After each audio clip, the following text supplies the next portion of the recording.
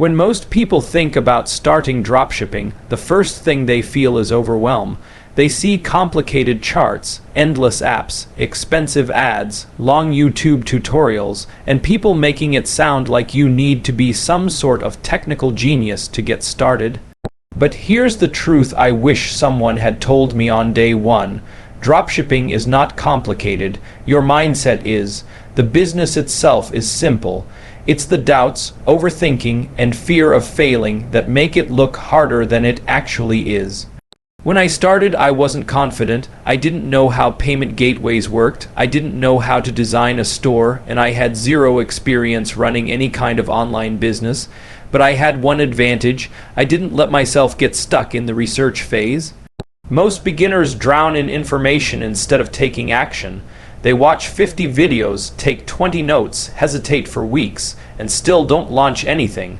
The biggest mindset shift I made was understanding that you don't need to know everything to begin. You only need to know the next step. Dropshipping only requires 3 things: the right product, the right store, and the right audience. That's it. No fancy funnels, no complicated softwares, no huge budget. You can start with your phone and a basic laptop. But what stops people is the belief that it has to be perfect. They want the perfect website, the perfect logo, the perfect product before they even start. Perfection kills momentum. Momentum creates results. The moment I accepted that my first store would not be perfect, but I launched it anyway, that's when everything changed. Beginners also have this belief that dropshipping is oversaturated, that everyone is doing it, that there's too much competition. But think about this. Every single day, millions of new customers open TikTok, scroll Instagram, or browse Facebook for the first time. Every day, new viral products appear. Every day, thousands of new creators post content, and every single minute, new trends emerge that didn't exist 5 minutes ago. Saturation is an illusion. Opportunity is everywhere, but only for the people who actually start. Another major mindset shift is understanding that you don't need thousands of dollars to get started. Most people think they need a huge budget for ads or a professional designer. I started with almost nothing. I didn't run paid ads at first. I didn't hire anyone. I didn't buy expensive tools. I used a simple Shopify theme, basic apps, and organic traffic. What I lacked in money, I made up for in creativity and consistency. And that's the beautiful thing about dropshipping in 2025-2026. You can start completely from scratch without spending big. Short form content is free. Product research is free. Store design tools are free. The only thing that isn't free is your dedication. The biggest difference between the person who succeeds and the one who doesn't is not skills. It's not money, it's not luck, it's mindset. It's the belief that you can learn as you go, improve as you move, and grow as you act. When I started seeing dropshipping as a simple, step-by-step process instead of a giant mountain, everything felt easier. The fear disappeared, the confusion disappeared, the excuses disappeared, and what remained was clarity. Dropshipping becomes easy the moment you stop making it complicated in your head. It's a straightforward business model that rewards action, experimentation, and consistency.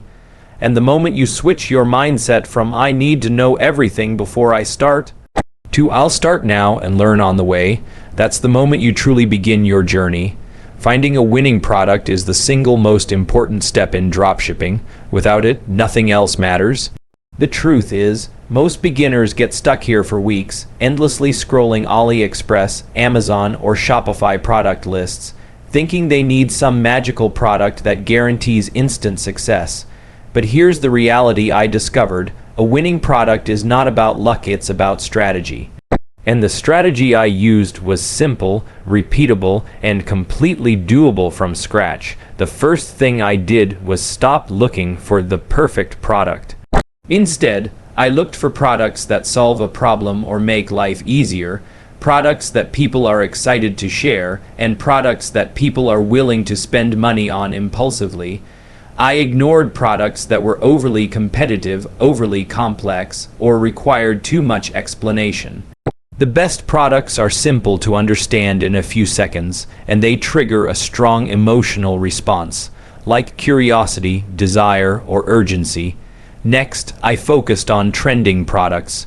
One of my favorite tools was TikTok Creative Center, where I could see what products were going viral in real time. I looked for videos with thousands of views and high engagement. This meant people were not just watching, they were reacting, commenting, and potentially buying.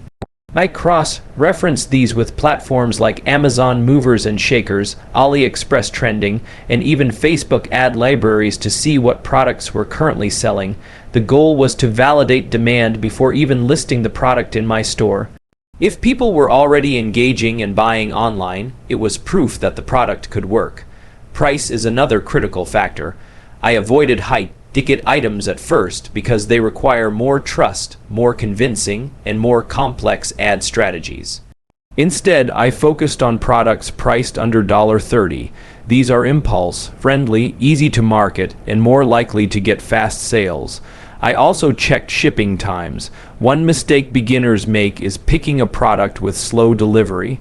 In today's market, speed matters. People want their products quickly, and products with reasonable shipping from suppliers like AliExpress, CJ, Dropshipping, or DSers can make a big difference in customer satisfaction and reviews. Another key strategy was analyzing competitors.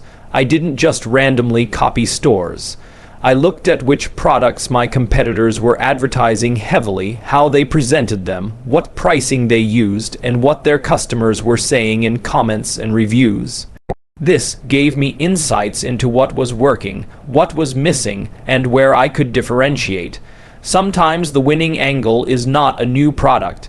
It's a better presentation, better storytelling, or better customer experience. I also experimented with small tests. Instead of spending hundreds of dollars blindly, I ran small campaigns with different products, tested a few video ads, and measured engagement. The products that generated clicks, saves, and comments were the ones I scaled. This iterative approach helped me avoid wasting money on products that didn't convert. Lastly, I kept my mindset open. I realized that finding a winning product is not about hitting a jackpot on day one. It's about testing, learning, and improving. Some of my first products didn't sell at all, but each failure taught me exactly what the audience wanted, what copy worked, and how to identify trends faster. By consistently analyzing and optimizing, I eventually found products that sold like wildfire. The key takeaway is simple. Winning products are everywhere. You just need a systematic way to identify them, validate demand, and test them quickly. If you follow this method, you can find your first profitable product in a matter of days, not months. It's not luck, it's strategy, research, and action combined. Once I had my winning product, the next step was to set up my store, and I want to stress this, it doesn't have to take weeks or require any coding skills. The key is to keep it simple, professional, and focused on conversions. Most beginners overthink this part, spending hours designing logos, choosing fonts, or obsessing over colors. The truth is, your store doesn't need to be perfect. It just needs to look trustworthy and make it easy for people to buy, and here's exactly how I did it in one day. The first step was choosing a platform. I used Shopify because it's beginner-friendly, has built-in payment gateways, and integrates seamlessly with dropshipping apps like DSers or CJ. Dropshipping, setting up an account takes less than 10 minutes. Once inside, I picked a clean, minimalistic theme. I avoided cluttered templates or flashy graphics because simplicity converts better. The focus should always be on the product and the buying process. Next, I added my product pages. Here's where most beginners mess up. They write boring, generic descriptions. I used emotional copywriting, emphasizing the problem the product solves and the benefit the customer will feel. For example, instead of saying this is a portable blender, I wrote something like blend fresh smoothies anywhere, anytime. No bulky machines, no hassle, just pure convenience. I also included high-quality images from the supplier. but I added lifestyle images and videos when possible to make it relatable. Videos of the product in action dramatically increase trust and sales. Another key step was building trust and credibility. I added a professional-looking logo, even a simple text-based one works, and included trust badges like secure checkout, 30-day money-back guarantee, and free shipping. I also added a few reviews from the supplier or mock testimonials to make the store feel legitimate. People need to feel safe giving you their money, especially if it's their first time buying from your store. Navigation and user experience were next. I made sure the store was easy to navigate, with a simple menu, clear product categories, and a straightforward checkout process. Complicated navigation leads to abandoned carts, so I kept it minimal. I also set up a mobile-friendly version because the majority of traffic today comes from mobile devices. If your store doesn't work on mobile, you lose potential customers instantly. Then came the essential apps. I installed only the must-have apps to avoid clutter. For example, I added an app for automated order fulfillment, one for upsells or cross-sells, and another for email capture to build a mailing list for future marketing. These small tools dramatically increase revenue without requiring extra work. Finally, I tested everything.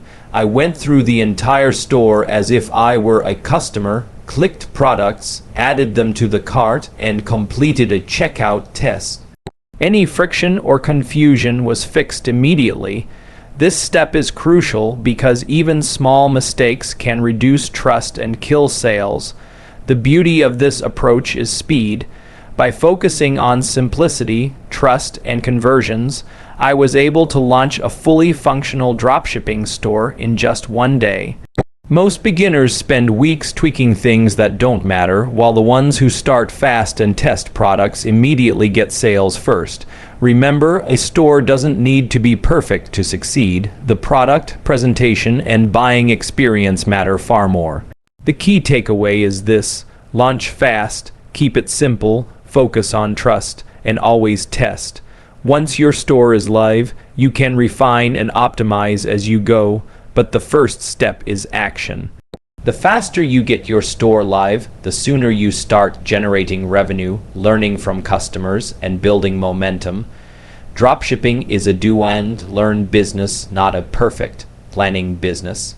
Once my store was live, the next challenge was getting traffic. And here's the thing most beginners don't understand. You don't need massive ad budgets, complicated funnels, or years of marketing experience to start selling.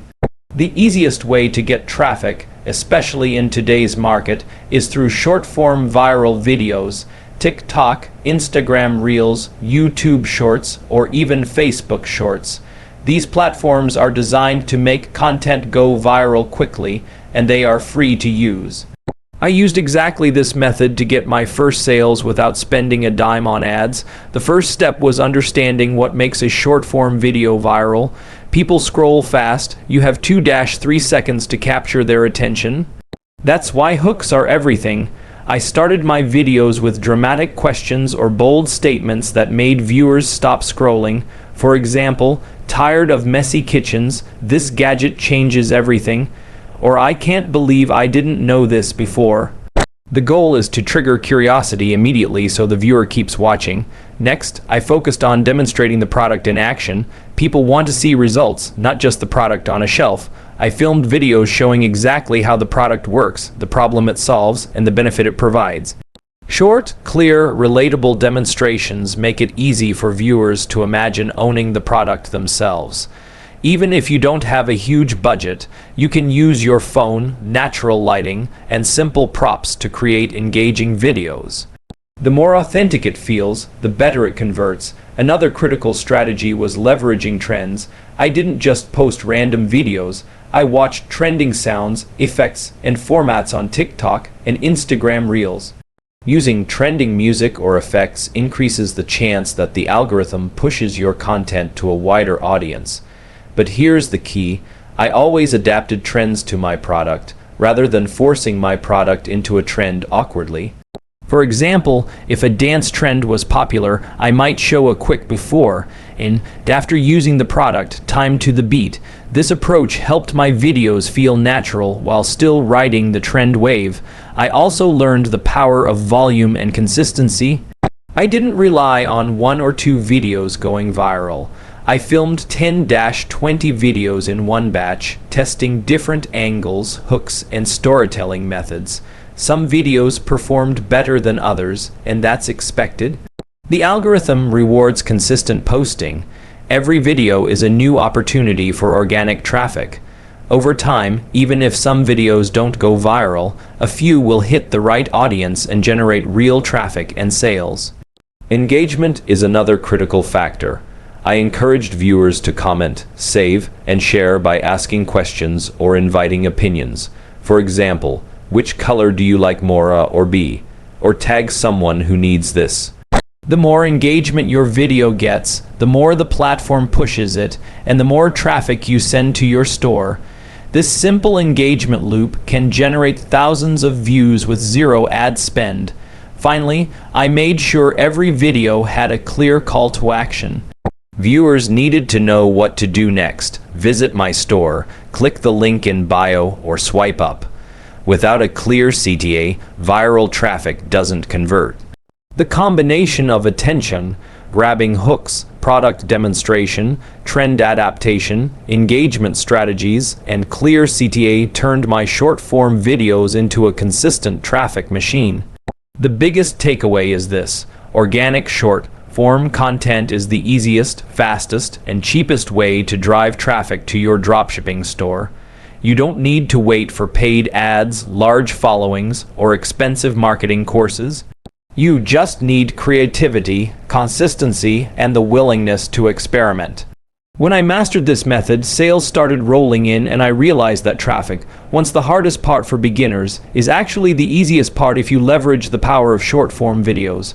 Once the traffic started flowing and my first sales came in, the next challenge was fulfilling orders efficiently, scaling up, and eventually automating the business.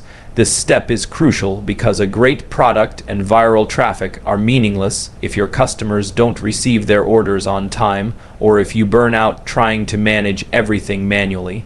The good news is, dropshipping is inherently easy to automate, and with the right approach, you can turn it into a mostly hands-off income stream.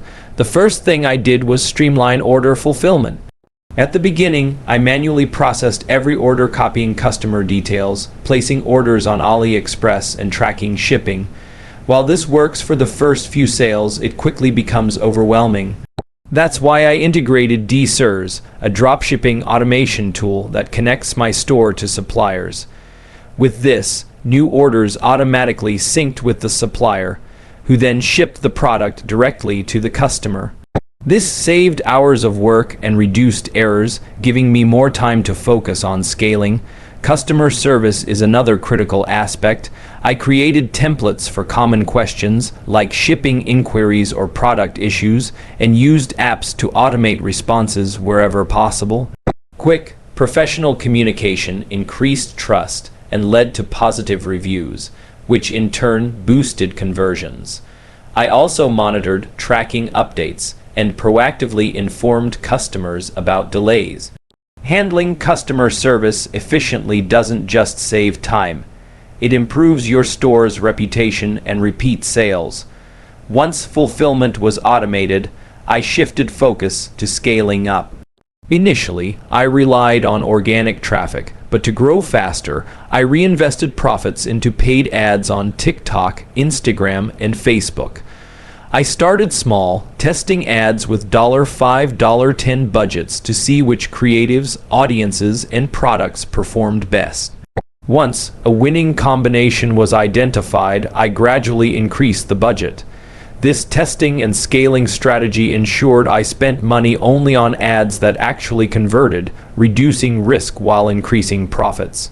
Another key to scaling was diversifying my product line. Once one product proved successful, I added similar or complementary products to my store. This not only increased average order value, but also provided more opportunities for upsells and cross-sells. I used apps to create bundles and upsell offers like buy one, get 20% off on this accessory, which boosted revenue without requiring new traffic. Every new product or upsell was tested with small campaigns first, just like the initial product, to minimize risk. Automation didn't stop at fulfillment. I automated email marketing, abandoned cart recovery, and retargeting campaigns. Using apps like Klaviyo or Shopify Email, I set up automated sequences that reminded customers about products they viewed or abandoned, offered discounts, and nurtured repeat purchases. This turned one-time buyers into repeat customers and created a reliable sales loop without manual intervention. Automation is what transforms dropshipping from a side hustle into a semi-passive business. Finally, I constantly analyzed data. I monitored metrics like ad performance, product conversion rates, and customer lifetime value. This allowed me to make informed decisions about which products to keep, which ads to scale, and which marketing strategies to adjust. Automation handles the repetitive work, but analysis ensures the business continues growing strategically. The biggest takeaway is this: dropshipping success isn't just about finding a product or getting traffic. It's about creating systems that handle the workload for you. By automating order fulfillment, customer service, email marketing, and ads, you free up your time while maintaining consistent sales. Scaling becomes predictable, stress is minimized, and you can focus on expanding your brand or testing new products. What started as a simple idea, selling one trending product, can evolve into a fully automated business that generates revenue around the clock. By now, you've seen the full journey, from shifting your mindset, finding a winning product, building a store, driving traffic, to fulfilling orders and automating your business. Dropshipping may sound complicated at first, but the truth is simple. It's a step-by-step process, and every step is learnable and actionable. The key difference between someone who succeeds and someone who doesn't is action. Knowledge alone won't generate results. You need to implement what you've learned, test, iterate, and scale. It starts with your mindset, believing that you can start with nothing, learn as you go, and grow along the way is the foundation of success. Once you accept that, the next step is finding a product that people actually want.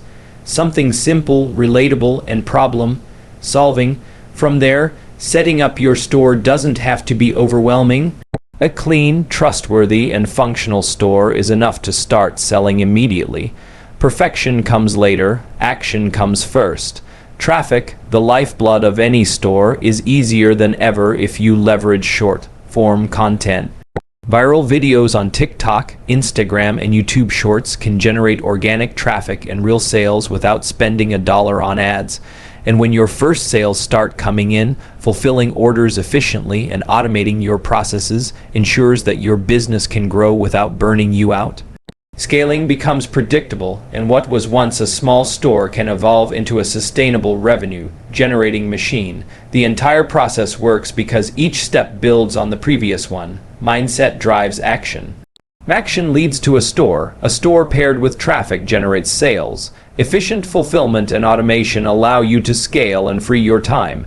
If you follow these steps methodically, dropshipping becomes not just doable, but one of the fastest ways to turn an idea into a business from scratch. So here's the ultimate takeaway. You don't need perfection, a huge budget, or prior experience. You need clarity, consistency, and the courage to start. Apply what you've learned today, take that first step, and keep moving forward. Every small action compounds, and before you know it, the results you once thought were out of reach will be your reality. Dropshipping isn't magic, it's strategy, execution, and persistence. And the best part, you can start right now.